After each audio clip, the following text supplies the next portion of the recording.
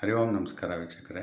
ನಮ್ಮ ವಿಶೇಷ ಕಾರ್ಯಕ್ರಮವಾದ ಗೌತಮಿ ರಂಜನಿ, ಈ ಉಗಾದಿ ಹಬ್ಬದ ವಿಶೇಷ ಕಾರ್ಯಕ್ರಮ ಎಲ್ಲರೂ ಸಂಭ್ರಮದಿಂದ ಆಚರಿಸುತ್ತಿದ್ದೇವೆ. ನಾವು ಈಗ ಗೌತಮಿ ರಂಜನಿ ಕಾರ್ಯಕ್ರಮಕ್ಕೆ ಈಗ ಹೋಗೋಣ. ದಯಮಾಡಿ ಹರಿ ಓಂ ನಮಸ್ಕಾರ.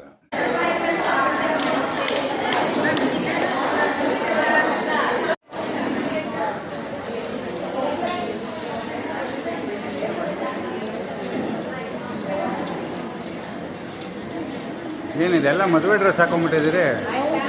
ಮದುವೆ ಡ್ರೆಸ್ ಆಯಿತು. Very good, thank you.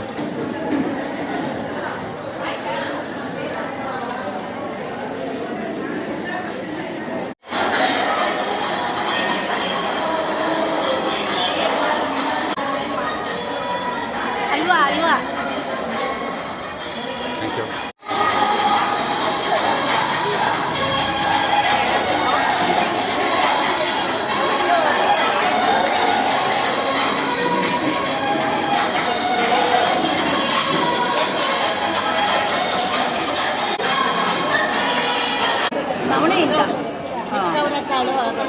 Okay okay, ಅದು ನವಣೆಯ ಪ್ರಾಡಕ್ಟ್ಸ್. ಇದು ಕಾಯಿ ಚಟ್ನಿ, ಪ್ಲಮ್ ಕೇಕ್, ನವಣೆಯ ಚಾಕ್ಲೇಟ್ ಪ್ಲಮ್ ಕೇಕ್, ಆಮೇಲೆ ಇದು ನವಣೆ ಸೂಪು ಅಥವಾ ಯಾವ ರೀತಿ ಅಂತ ಆಮೇಲೆ ಕಂಟಿನ್ಯೂ ಮಾಡಿ.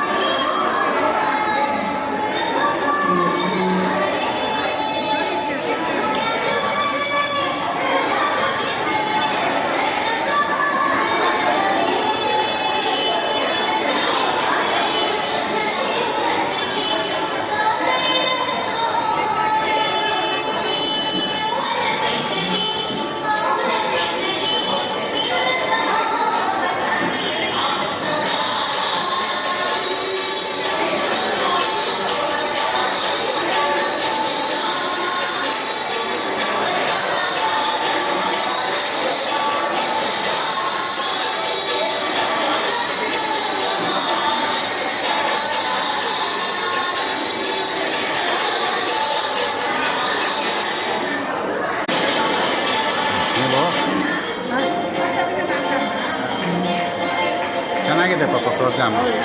ಚೆನ್ನಾಗಿದೆಯಾ? ಚೆನ್ನಾಗಿದೆ.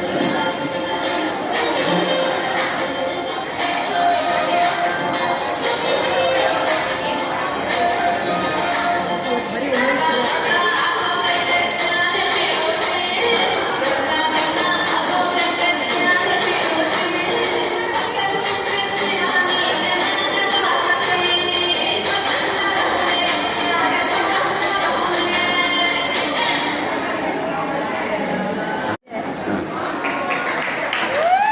ಇನ್ನೊಂದು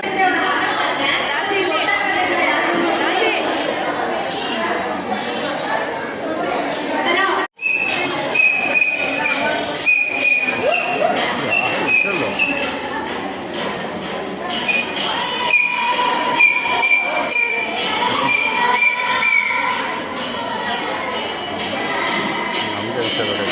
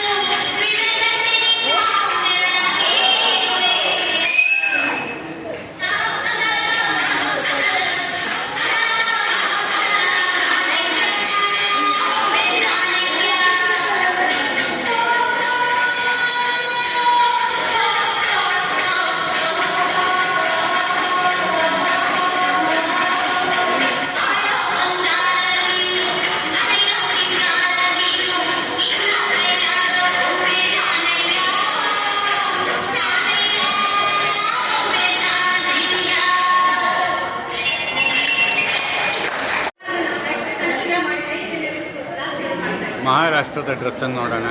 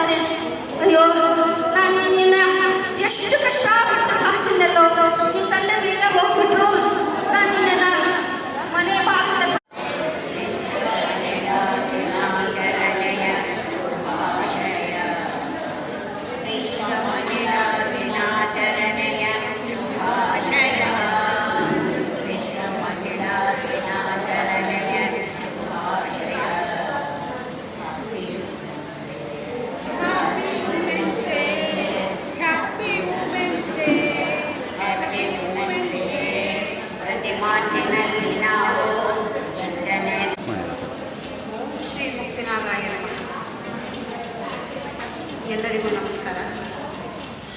ಈ ಒಂದು ಮಹಿಳಾ ದಿನಾಚರಣೆಯ ಅಂಗವಾಗಿ ಮಾಡ್ತಾ ಇರ್ತಕ್ಕಂತಹ ಈ ಕಾರ್ಯಕ್ರಮಕ್ಕೆ ಎಲ್ಲ ಮಹಿಳೆಯರಿಗೆ ಶುಭ ಹಾರೈಕೆ. ಈ ಒಂದು ಕಾರ್ಯಕ್ರಮಕ್ಕೆ ಬಂದಾಗ ಮೊಟ್ಟ ಮೊದಲ ಬಾರಿಗೆ ನಾನು ಈ ಒಂದು ಸಭೆಗೆ ಬಂದಿರುವಂಥದ್ದು. ನನಗೆ ಎಲ್ಲರ ಮುಖ ಹೊಸದಾಗಿದ್ದರೂ ಕೂಡ ಬಹುಶಃ ನಿಮ್ಮೆಲ್ಲರಿಗೂ ನನ್ನ ಮುಖ ಹಳೆಯದಿರಬಹುದು. ಒಂದು ಅನಿಸಿದ್ದು ಏನು ಅಂದರೆ, ನಾನು ಸ್ವಲ್ಪ ಇದ್ದಿದ್ದ ಹಾಗೆ ಮಾತನಾಡ್ತಕ್ಕಂಥವಳು. ಇಂದುಮತಿಯವರು ಎಷ್ಟೊಂದು ಚಟುವಟಿಕೆಯಾಗಿ ಓಡಾಡ್ತಾ ಇದ್ದಾರೆ ಅಂದರೆ, ನಾನು ಅವ್ರು ಓಡಾಡೋದನ್ನೇ ನೋಡ್ತಾ ಇದ್ದೀನಿ. ಆ ಕಡೆ ಈ ಕಡೆ ನನಗೆ ಅರ್ಧಿಸ್ಕೊಳ್ಳೋಕ್ಕೆ ಆಗ್ತಾ ಇಲ್ಲ. ಇನ್ನೊಂದು ನಮ್ಮಲ್ಲಿ ಹೆಂಗಸರಲ್ಲಿ ಎಷ್ಟು ಉತ್ಸಾಹ ಇರುತ್ತೆ ಕಡೆಗೆ ಹೀಗೆ ಒಬ್ಬ ಸಾಕ್ಷಿ ಅಂತ ಇಲ್ಲಿ ಕಾಣಿಸ್ತಾ ಇದೆ. ಹಾಗಾಗಿ ನಾನು ಇಲ್ಲಿ ಬಂದಿದ್ದು ತುಂಬ ಒಂದು ಒಳ್ಳೆಯ ಕೆಲಸ ಮಾಡಿದೆ ಅಂತ ಅನ್ನಿಸ್ತು ನನಗಿವತ್ತು. ಬೆಳಗ್ಗೆನೂ ಒಂದು ರೇಡಿಯೋ ಸಿಟಿದ ಒಂದು ಕಾರ್ಯಕ್ರಮ ಇತ್ತು, ಅಲ್ಲಿ ಯುಗಾದಿ ಹಬ್ಬದ ಒಂದು ವಿಶೇಷ ಕಾರ್ಯಕ್ರಮ ಇತ್ತು. ಅಲ್ಲಿ ಸಿಕ್ಕಾಪಟ್ಟೆ ಎಲ್ಲ ವಿಭಾಗದ ಜನರನ್ನು ಕೂಡ ಆಹ್ವಾನಿತರಾಗಿ ಕರೆಸಿದ್ರು. ಎಲ್ಲ ತುಂಬ ದೊಡ್ಡ ದೊಡ್ಡವರು, ಆ ಕಡೆಯಿಂದ ಈ ಕೊನೆಯವರೆಗೂ ಎಲ್ಲರೂ ವಿಶೇಷ ಆಹ್ವಾನಿತರು. ಅಲ್ಲಿ ಬಿಡಿಸ್ಕೊಂಡು ಬರೋದು ತುಂಬ ಕಷ್ಟ ಆಯಿತು. ಹಾಗಾಗಿ ಆ ಸಾಧಾರಣ ಸಮಯಕ್ಕೆ ಸರಿಯಾಗಿ ಬರಬೇಕಂತವ್ರು ಇವತ್ತು 10 ನಿಮಿಷ ಲೇಟಾಗಿ ಬಂದಿದೆ. ಕ್ಷಮೆ ಇರಲಿ. ಈ ಒಂದು ದಿವಸ ನಾನು ಏನು ಹೇಳಕ್ಕೆ ಇಷ್ಟಪಡ್ತೀನಿ ಅಂದರೆ, ಒಂದು ಸಣ್ಣ ಮಾಹಿತಿಯನ್ನು ಹೇಳ್ತೀನಿ. ಬೇರೆ ಇದೆಲ್ಲವೂ ಕೂಡ ಎಲ್ಲರೂ ಮಾತನಾಡಿರ್ತಾರೆ ಅಂದರೆ ಅದನ್ನೇ ನಾನು ಮಾತನಾಡಲು ಹೋಗೋದಿಲ್ಲ. ಹತ್ತಿರದಲ್ಲಿ ಬರ್ತಾ ಇರ್ತಕ್ಕಂಥದ್ದು ಯುಗಾದಿ ಹಬ್ಬ. ಯುಗಾದಿ ಹಬ್ಬ ಅನ್ನೋಕ್ಕೆ ಯುಗಗಳ ಹಬ್ಬ, ಯುಗದ ಆದಿ, ಇವೆಲ್ಲ ಎಲ್ಲರಿಗೂ ಗೊತ್ತಿರ್ತಕ್ಕಂಥದ್ದು. ನಾನು ಯಾವುದನ್ನು ಕೂಡ ನಿಮಗೆ ಹೇಳಿ ಬೇಸರ ಮಾಡೋದಿಲ್ಲ. ಯುಗಾದಿ ಹಬ್ಬಕ್ಕೆ ಧಾರ್ಮಿಕವಾಗಿ, ಸಾಂಸ್ಕೃತಿಕವಾಗಿ, ಪೌರಾಣಿಕವಾಗಿ, ಸಾಮಾಜಿಕವಾಗಿ, ವೈಜ್ಞಾನಿಕವಾದ ಹಿನ್ನೆಲೆ ಇರ್ತಕ್ಕಂಥದ್ದು ನಮ್ಮ ಸಂಸ್ಕೃತಿಯಲ್ಲಿರುವಂಥ ವಿಶೇಷವಾದ ಹಬ್ಬ ಯುಗಾದಿ ಹಬ್ಬ. ಇದರಲ್ಲಿ ಪೂಜೆ ಪುರಸ್ಕಾರ ಈ ಥರದಕ್ಕಿಂತ ಹೆಚ್ಚಾಗಿ ನಾವು ಋತುವನ್ನು ಸ್ವೀಕಾರ ಮಾಡ್ತಕ್ಕಂಥದ್ದು, ಋತುವೇ ನಮಗೆ ಹೊಸತನವನ್ನು ಪರಿಚಯಿಸ್ತಕ್ಕಂಥದ್ದು ವಿಶೇಷವಾಗಿರುವಂಥ ಹಬ್ಬ ಇದು. ಹಾಗಾಗಿ ಈ ದಿವಸ ನಮ್ಮದೊಂದಷ್ಟು ಜವಾಬ್ದಾರಿ ಇರುತ್ತೆ. ಏನು ಜವಾಬ್ದಾರಿ? ಸಾಧಾರಣವಾಗಿ ಹೆಂಗಸರ ಮುಖ್ಯ ಜವಾಬ್ದಾರಿ ಏನು ಅಂದರೆ, ಕಚೇರಿಯಲ್ಲಿ ಕೂತು ಕೆಲಸ ಮಾಡೋದು ಅನ್ನೋದು ಇವತ್ತಿನ ಮಟ್ಟದ ವಿಚಾರ. ಆದರೂ ನಿಜವಾಗಿಯೂ ಸ್ತ್ರೀ ಮಾಡಬೇಕಾಗಿರ್ತಕ್ಕಂತಹ ಕೆಲಸ ಏನು ಅಂದರೆ, ತನ್ನ ಮನೆಯಲ್ಲಿರ್ತಕ್ಕಂತಹ ಕುಟುಂಬದ ವರ್ಗದವರನ್ನು ಆರೋಗ್ಯಕರವಾಗಿ ನೋಡಿಕೊಳ್ಳುವಂಥದ್ದೇ ದೊಡ್ಡ ಜವಾಬ್ದಾರಿ. ಆ ಕಾಲದಿಂದ ಈ ಕಾಲದವರೆಗೂ ಅದೇ ಮುಖ್ಯವಾದ ಜವಾಬ್ದಾರಿ. ನಾವೆಷ್ಟೇ ಬೇರೆ ಎಲ್ಲ ಕೆಲಸ ಮಾಡಿದ್ರು ಕೂಡ ಇದನ್ನು ಯಾರು ನಂಬಿರೋದಿಲ್ಲ. ಅವ್ರಿಗದು ಒಳ್ಳೆಯದು, ಇವರಿಗಿದು ಒಳ್ಳೆಯದು, ಅವ್ರಿಗೆ ಏನು ಬೇಕೋ ನಮಗೇನು ಬೇಕೋ ಅದನ್ನು ಬಿಟ್ಟು ನಾವು ಮನೆಯಲ್ಲಿರೋರು ಎಲ್ರಿಗೂ ಏನು ಒಳ್ಳೆಯದು, ಯಾವ ಹೊತ್ತಿಗೆ ಏನು ಕೊಡಬೇಕು ಅನ್ನೋದನ್ನು ನೋಡ್ತಕ್ಕಂಥವ್ರು ಕೇವಲ ಸ್ತ್ರೀ ಮಾತ್ರ. ಹಾಗಾಗಿ ನಿಮಗೆ ಇನ್ನೊಂದು ಜವಾಬ್ದಾರಿ ಎಕ್ಸ್ಟ್ರಾ ಕೊಡ್ತಾ ಇದ್ದೀನಿ ನಾನಿವತ್ತು. ಯುಗಾದಿ ಹಬ್ಬದ ದಿವಸ ಎಲ್ಲರೂ ನಾವು ಸ್ವೀಕಾರ ಮಾಡುವಂಥದ್ದು ಬೇವು ಬೆಲ್ಲ. ಅದನ್ನು ನಾವು ಜೀವನದ ಸಿಹಿ ಕಹಿ ಹಂಚ್ಕೊಂಡು ಇದು ಮಾಡಿ ಈ ಥರ ಎಲ್ಲ ನಾವು ಸಾಮಾಜಿಕವಾಗಿ ಮಾತನಾಡ್ತೀವಿ. ಅದೆಲ್ಲ ಒಂದು ಭಾಗಕ್ಕೆ ಪಕ್ಕಕ್ಕಿದೆ. ಆದರೆ ವೈಜ್ಞಾನಿಕವಾಗಿ ನಮ್ಮ ಪೂರ್ವಿಕರು ಈ ಹಬ್ಬಕ್ಕೆ ಒಂದು ಒಳ್ಳೆಯ ಆರೋಗ್ಯಕರವಾದ ವಿಚಾರವನ್ನು ಕೊಟ್ಟಿದ್ದಾರೆ. ನಾವು ಅದನ್ನು ತಿಳ್ಕೋಬೇಕು. ಜೀವನದಲ್ಲಿ ಸುಖ ದುಃಖ ಎಲ್ಲವೂ ಬರುತ್ತೆ, ನೋವು ನಲಿವು ಎಲ್ಲ ಇರುತ್ತೆ. ಎಲ್ಲವೂ ಕೂಡ ನಾವು ಸ್ವೀಕಾರ ಮಾಡಲಿ ಬಿಡಲಿ ಬಂದೇ ಬರುತ್ತೆ. ನಾವು ಅದನ್ನು ಅನುಭವಿಸ್ತೀವಿ. ಆದರೆ ಅದರಲ್ಲಿ ಕೂಡ ನಾವು ಸರಿಪಡಿಸ್ಕೊಳ್ಳೋಕ್ಕೆ ಒಂದು ಅವಕಾಶ ಇರುತ್ತೆ. ಅದು ನಮಗೆ ಯುಗಾದಿ ಹಬ್ಬ ಬಹಳ ವಿಶೇಷವಾಗಿ ಕಲಿಸಿಕೊಡುತ್ತೆ. ಏನನ್ನು ಕಲಿಸಿಕೊಡುತ್ತೆ? ಈ ಕಾಲದಲ್ಲಿ ಸಾಧಾರಣ ವಸಂತ ಕಾಲ ಬರೋದು ಬೇಸಿಗೆಯ ಪ್ರಾರಂಭದಲ್ಲಿ. ಈ ಬೇಸಿಗೆಯ ಕಾಲದಲ್ಲಿ ಬರ್ತಕ್ಕಂಥದ್ದು ಸಾಂಕ್ರಾಮಿಕ ರೋಗಗಳು. ಹಿಂದೆ ಎಲ್ಲ ಕಾಲರ, ಸಿಡುಬು, ಅಮ್ಮ, ದಡಾರ ಈ ಥರ ಎಲ್ಲ ಬರ್ತಾ ಹಿಂದೆ ಕಾಲದಲ್ಲಿ. ಈಗಲೂ ಕೂಡ ಸಿಡುಬು ಮತ್ತು ಹೊರತುಪಡಿಸಿದ್ರೆ ಹೆಚ್ಚು ಕಮ್ಮಿ ಬೇರೆ ಎಲ್ಲವೂ ಕೂಡ ಈಗಲೂ ನೋಡ್ತೀವಿ. ಇದನ್ನು ಮುಂಜಾಗ್ರತೆಯಾಗಿ ನಮ್ಮ ಪೂರ್ವಿಕರು ನಮಗೆ ಬಾಗಿಲಿಗೆ ಕೇವಲ ಮಾವು ಬೇವನ್ನು ಕಟ್ಟಿ ನಮಗೆ ಒಳ್ಳೆಯ ಒಂದು ಅಭ್ಯಾಸ ಮಾಡಿಸಿದ್ದಾರೆ. ನಾವು ಮಾವಿನ ಸೊಪ್ಪು ಬೇವಿನ ಸೊಪ್ಪನ್ನು ಕಟ್ತೀವೇ ಹೊರತು ಇನ್ಯಾವುದೇ ಅಲಂಕಾರಿಕವಾಗಿರ್ತಕ್ಕಂಥದ್ದು, ನೋಡೋದಕ್ಕೆ ಸುಂದರವಾಗಿರ್ತಕ್ಕಂಥ ಯಾವುದೇ ಸೊಪ್ಪನ್ನು ಕೂಡ ತಂದು ಬಾಗಿಲಿಗೆ ಕಟ್ಟಲ್ಲ. ಯಾಕೆ ಇವೆರಡನ್ನೇ ಕಟ್ತೀವಿ ಅಂದರೆ, ಈ ಎರಡೂ ಸೊಪ್ಪಿಗೂ ಸಾಂಕ್ರಾಮಿಕ ರೋಗವನ್ನು ತರುವಂತಹ ವೈರಾಣುಗಳು, ಬ್ಯಾಕ್ಟೀರಿಯಾಗಳನ್ನು ತಡೆಯುವಂತಹ ಶಕ್ತಿ ಇದೆ. ಅದನ್ನು ಬಾಗಿಲಿಂದ ಮನೆಯ ಒಳಗೆ ತರದೇ ಇರೋದಕ್ಕೋಸ್ಕರ ಜೊತೆಗೆ ಬೇವು ಬೆಲ್ಲವನ್ನು ತಿಂತೀವಿ. ಬೇವು ಬೆಲ್ಲವನ್ನು ಎಷ್ಟು ಜನ ಬೇವಿನ ಸೊಪ್ಪು ಅಂತೇಳಿ ಬರೀ ಬೆಲ್ಲ ತಿನ್ನೋರು ಇರ್ತಾರೆ, ಬೇವಿನ ಹೂವನ್ನು ತಿನ್ನೋರು ಇರ್ತಾರೆ. ಇದು ಹೇಗಾಗುತ್ತೆ, ಬೇವಿನ ಹೂವಾರು ತಿನ್ನಿ, ಬೇವಿನ ಸೊಪ್ಪಾರು ತಿನ್ನಿ. ಬೇವನ್ನು ತಿನ್ನೋದ್ರಿಂದ ಶರೀರಕ್ಕೆ ಯಾವುದೇ ರೀತಿಯ ಸಾಂಕ್ರಾಮಿಕ ರೋಗಗಳನ್ನು ಬರದೇ ಇರೋ ರೀತಿ ತಡೆಯುವಂತಹ ಶಕ್ತಿ ಇದೆ. ಮತ್ತು ಈ ಬೇವಿಗೆ ಪಾಶ್ಚಿಮಾತ್ಯರೆಲ್ಲ ಆಮೇಲೆ ನಂತರ ಅಧ್ಯಯನ ಮಾಡಿದ್ದಾರೆ. ಅವರು ಆಮೇಲೆ ನಮಗೆ ತಿಳಿಸ್ಕೊಟ್ಟಿದ್ದು. ನಮ್ಮ ಪೂರ್ವಿಕರು ನಮ್ಗೆ ಯಾವುದೋ ಕಾಲದಲ್ಲಿ ಯುಗಾದಿ ಹಬ್ಬದಲ್ಲಿ ತಿನ್ನಿ ಅಂತ ಹೇಳ್ಬಿಟ್ಟಿದ್ದಾರೆ. ಆಮೇಲೆ ಅವರೆಲ್ಲ ಅಭ್ಯಾಸ ಮಾಡಿ ಅವರೇನು ಹೇಳಿದ್ದಾರೆ ಅಂದರೆ, ಇದರಲ್ಲಿ ತುಂಬ ಪ್ರೋಟೀನ್ ಇದೆ, ವಿಟಮಿನ್ ಎ ಇದೆ, ವಿಟಮಿನ್ ಅಂತ ಅಂಶ ಇದೆ, ಇದರಲ್ಲಿ ಎಂಥ ಜ್ವರ ಬೇಕಾದ್ರೂ ವಾಸಿ ಮಾಡುವಂಥ ಶಕ್ತಿ ಇದೆ. ಇದೆಲ್ಲ ಅವ್ರು ಹೇಳಿದ್ರು. ಅವ್ರು ಹೇಳಿದ್ರು ಅಂತ ನಮಗೆ ಬಹಳ ದೊಡ್ಡ ವಿಚಾರ ಆಗುತ್ತೆ. ನಾವೇ ಹೇಳಿದ್ರೆ ಅಯ್ಯೋ ಅದೇನೋ ಹೇಳ್ತಾರೆ ಬಿಡು. ಪಾಶ್ಚಿಮಾತ್ಯರು ಹೇಳ್ತಾರೆ ಅಂದರೆ ನಮಗದು ಬಹಳ ದೊಡ್ಡ ವಿಚಾರ ಆಗುತ್ತೆ. ಆದರೆ ನಮ್ಮ ಪೂರ್ವಿಕರೇ ಇದನ್ನೆಲ್ಲ ಹೇಳಿಬಿಟ್ಟಿದ್ದಾರೆ. ಬೇವಿನ ಸೊಪ್ಪನ್ನು ಈ ದಿವಸ ತಿನ್ನೋದ್ರಿಂದ ರೋಗ ನಿರೋಧಕ ಶಕ್ತಿ ಹೆಚ್ಚಾಗುತ್ತೆ. ಹಾಗಾಗಿ ಬೇವನ್ನು ತಿನ್ನಬೇಕು. ಮನೆಯಲ್ಲಿ ಎಲ್ಲರಿಗೂ ಬೇವಿನ ಹೂವು, ಚಿಗುರಾದ ಬೇವಿನ ಎಲೆ, ಬೆಲ್ಲ ಎಲ್ಲ ಸೇರಿಸಿ ತಿನ್ನಿಸಿ. ಹಬ್ಬದ ದಿವಸ ತಿನ್ನಿಸಿ. ಇವತ್ತಿನ ದಿವಸ ಆರೋಗ್ಯ ಅನ್ನುವಂಥದ್ದು ಮಹಾಭಾಗ್ಯ. ಆ ಮಹಾಭಾಗ್ಯ ಅನ್ನುವಂಥದ್ದು ಮರೀಚಿಕೆಯಾಗಿದೆ. ಹಾಗಾಗಿ ಇದನ್ನು ಸರಿಪಡಿಸ್ಕೋಬೇಕಾದ್ರೆ ಏನು ಮಾಡಬೇಕು ಅಂದರೆ, ಒಂದೇ ಒಂದು ಹೇಳ್ತೀನಿ, ಬೇವಿನ ಚಿಗುರೆಲೆಯನ್ನು ಬೇವಿನ ಯುಗಾದಿ ಹಬ್ಬದ ದಿವಸ 1 ಎಲೆ, ಮಾರನೆಯ ದಿವಸ 2 ಎಲೆ, ಮೂರನೆಯ ದಿವಸ 3 ಎಲೆ, ಈ ರೀತಿ 1 ತಿಂಗಳ ಕಾಲ 30 ಎಲೆಯವರೆಗೆ ಬೇವಿನ ಸೊಪ್ಪನ್ನು ಯಾರು ತಿಂತಾರೆ ಅವರಿಗೆ ಮುಂದಿನ ವರ್ಷ ಯುಗಾದಿ ಹಬ್ಬದವರೆಗೆ ಯಾವುದೇ ರೀತಿಯ ಕಾಯಿಲೆ ಬರೋದಿಲ್ಲ. ಹಾಗಾಗಿ ಬೇವು ಕಹಿ ಅಂತ ಯಾರು ಬೇಸರ ಮಾಡಿದಿಲ್ಲ. ಕನಿಷ್ಠ 30 ಎಲೆಯವರೆಗೆ ತಿನ್ನಕ್ಕಾಗದೇ ಇದ್ರು ಒಂದು 4-5 ಎಲೆಯಾದರೂ ಕೂಡ 1 ತಿಂಗಳ ಕಾಲ ಸಾಧ್ಯವಾದಷ್ಟು ದಿವಸ, ಒಂದು 15 ದಿವಸವೋ, ಒಂದು 10 ದಿವಸವೋ, ನಿಮ್ಮ ಕೈಗೆ ಎಷ್ಟು ಆಗಕ್ಕೋ ಅಷ್ಟು ತಿಂತಾ ಬಂದಿದ್ದೇ ಆದರೆ ಅನೇಕ ರೋಗ ರುಜಿನಗಳು, ವೈರಾಣುಗಳಿಂದ ಬರ್ತಕ್ಕಂಥದ್ದು, ಬ್ಯಾಕ್ಟೀರಿಯಾಗಳಿಂದ ಬರ್ತಕ್ಕಂಥ ಸಮಸ್ಯೆಗಳು ಬರೋದಿಲ್ಲ. ಹಾಗಾಗಿ ಇದನ್ನು ಎಲ್ಲರೂ ಪರಿಪಾಲನೆ ಮಾಡಿ ಎಲ್ಲರ ಮನೆಯ ಆರೋಗ್ಯವನ್ನು ರಕ್ಷಣೆ ಮಾಡುವಂಥ ಹೊಣೆ ನಿಮ್ಮೆಲ್ಲರದ್ದು. ಹಾಗಾಗಿ ಇದೊಂದು ಸಣ್ಣ ಮಾಹಿತಿಯನ್ನು ಹೇಳಿದ್ದೀನಿ. ಮತ್ತು ಎಲ್ಲರೂ ಕೂಡ ನಾವು ಮುಕ್ತಿನಾಗ ದೇವಸ್ಥಾನದಲ್ಲಿ ಇತ್ತೀಚೆಗಷ್ಟೇ ರಾಜಗೋಪುರವನ್ನು ನಿರ್ಮಾಣ ಮಾಡಿದ್ದೀವಿ. ಅದು ಬಹಳ ಮಹತ್ತರವಾದ ಕೆಲಸ. ಹಿಂದೆ ರಾಜ ಮಹಾರಾಜರು ಮಾಡ್ತಾಯಿದ್ರು ಅಥವಾ ದೊಡ್ಡ ದೊಡ್ಡ ಸಂಘ ಸಂಸ್ಥೆಗಳು ಮಾಡ್ತಾಯಿದ್ರು. ಆದರೆ ಇದು ನಾನೊಬ್ಬಳೇ ಏಕಾಂಗಿಯಾಗಿ ಮಾಡಿರ್ತಕ್ಕಂಥದ್ದು. ಇದನ್ನು ಗುರುತಿಸಿ ದುಬೈನಲ್ಲಿ ಹೋದ ವಾರ ನನಗೆ ಒಂದು ದೊಡ್ಡದ ಮಟ್ಟದಲ್ಲಿ ಒಂದು ಅವಾರ್ಡನ್ನು ಕೊಟ್ಟಿದ್ದಾರೆ. ಹಾಗಾಗಿ ಎಲ್ಲರೂ ಕೂಡ ಒಮ್ಮೆ ಬಂದು ಮುಕ್ತಿನಾಗ ದೇವಸ್ಥಾನದಲ್ಲಿ ದೇವರ ದರ್ಶನವನ್ನು ಮಾಡಿ ಮುಕ್ತಿನಾಗ ಕ್ಷೇತ್ರದಲ್ಲಿ ವಿಶೇಷವಾದ ಶಕ್ತಿ ಇದೆ ಅನ್ನೋದಕ್ಕೆ ಸಾಕ್ಷಿ. ನಾನೊಬ್ಬನೇ ಅಂತ ಒಂದು ಗೋಪುರವನ್ನು ಮಾಡಿದ್ದೀನಿ ಅಂದರೆ ಅದು ಅತ್ಯಂತ ಶಕ್ತಿಯನ್ನು ಅವರು ಕೊಟ್ಟಿರ್ತಕ್ಕಂಥದ್ದು. ನೀವು ಎಲ್ಲರೂ ಬನ್ನಿ, ನೀವು ಎಲ್ಲರಿಗೂ ಕೂಡ ಚೈತನ್ಯ ತುಂಬಲಿ ಅಂತ ಹಾರೈಸ್ತಾ ಎಲ್ಲರಿಗೂ ಮತ್ತೊಮ್ಮೆ ಯುಗಾದಿ ಹಬ್ಬದ ಶುಭಾಶಯಗಳು. ನಮಸ್ಕಾರ. ಇಂದುಮತಿಯವರು ನನ್ನನ್ನು ಕರೆದು ಧನ್ಯವಾದ.